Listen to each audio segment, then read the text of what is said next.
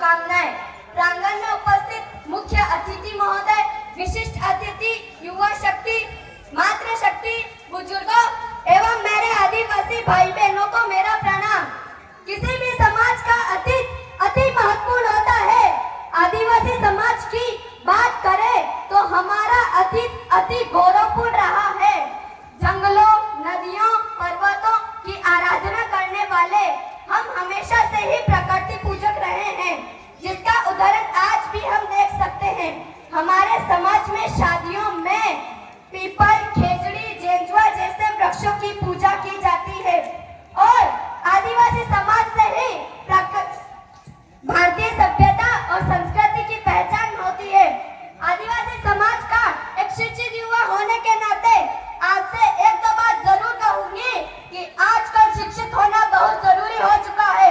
इसलिए अपने बच्चों को हर हाल में शिक्षित करने का संकल्प ले। बच्चा 20 साल तक मिट्टी के समान होता है। माता पिता ही उसे जैसा चाहे वैसा बना सकते हैं। असल में हमारी अनपढ़ता और आडंबर हमारी बहुत बड़ी कमजोरी बन चुकी है। जब हमें पता ही नहीं होता कि सरकार से हमें क्या क्या सुविधाएं मिल रही है, कितना बजट आता है और संविधान में हमारे क्या क्या अधिकार है, हम इसके प्रति जब ही सजग होंगे जब हम शिक्षित और जागरूक होंगे। मैंने अक्सर देखा है कि नेता लोग हमारी गौरव गाथा सुनाकर और हमारी संस्कृति का मात्र बखान कर हमारा नाजायज फायदा उठाते हैं। उनसे पूछिए कि हमें हमारी मूल सुविधाएं क्यों नहीं मिल रही और 5वीं अनुसूची क्यों नहीं लागू करते। 5वीं अनुसूची के बारे में आप सभी को पता होगा, पर मैं थोड़ा कुछ बताना चाहती हूँ। 5वीं अनुसूची को आप अच्छी तरीके से समझ लें। 5वीं अनुसूची को कह देने से काम नहीं चलेगा।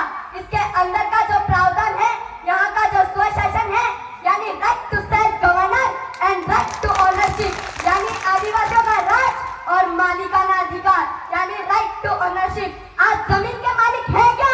स्वशासन के मालिक है क्या? नहीं है।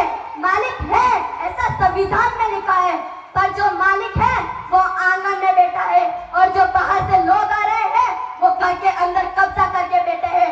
हमें इनकी पहचान करने की आवश्यकता है और हमें इनकी जब पहचान हो जाएगी हम खुद ब खुद संघर्ष करने लगेंगे। इसका प्रावधान क्या है?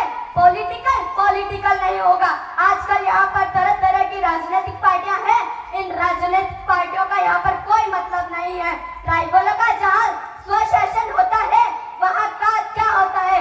राजस्थानी पैसा एक्ट 1996, भारतीय राजस्थानी पैसा एक्ट 1999, भारतीय पैसा नियम 2011।